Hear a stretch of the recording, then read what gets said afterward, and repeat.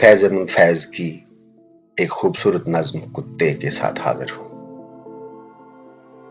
فیض احمد فیض کی یہ نظم ان کی کتاب نقش فریادی سے لی گئی ہے۔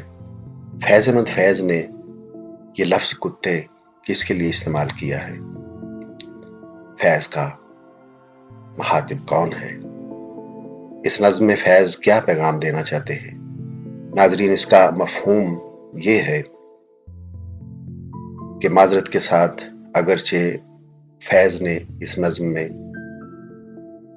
کتوں کا ذکر کیا ہے، لیکن ان کا اصل مقصد و مفہوم ہمارے معاشرے کے وہ ناسور افراد ہیں جو معاشرتی خرابیوں کے ساتھ اپنے آس پاس بسنے والے لوگوں کا جینا حرام کر دیتے ہیں،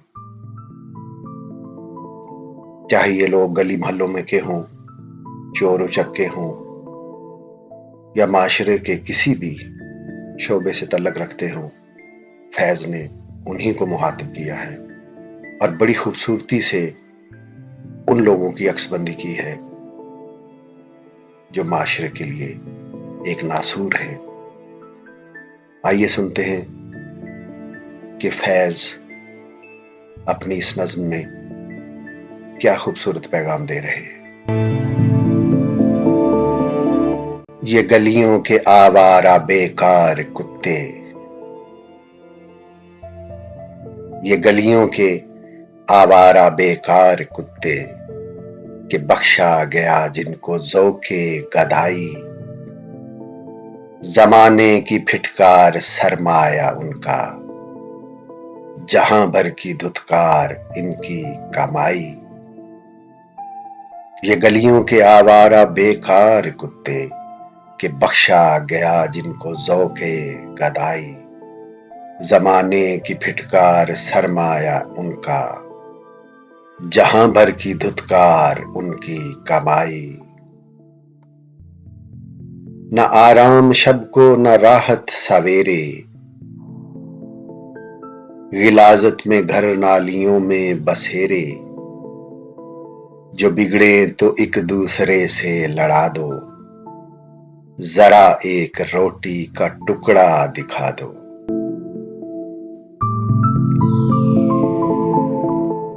یہ ہر ایک کی ٹھوکریں کھانے والے،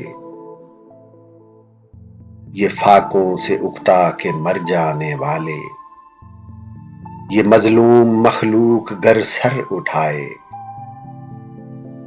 تو انسان سب سرکشی بھول جائے۔ یہ چاہیں تو دنیا کو اپنا بنا لیں، یہ آقاؤں کی ہڈیاں تک چبا لیں۔ یہ مظلوم مخلوق گر سر اٹھائے تو انسان سب سرکشی بھول جائے۔ یہ چاہیں تو دنیا کو اپنا بنا لیں، یہ آقاؤں کی ہڈیاں تک چبا لے۔ یہ گلیوں کے آوارہ بیکار کتے کہ بخشا گیا جن کو ذوق گدائی، زمانے کی پھٹکار سرمایہ ان کا، جہاں بھر کی دھتکار ان کی کمائی۔ یہ گلیوں کے آوارہ بیکار کتے۔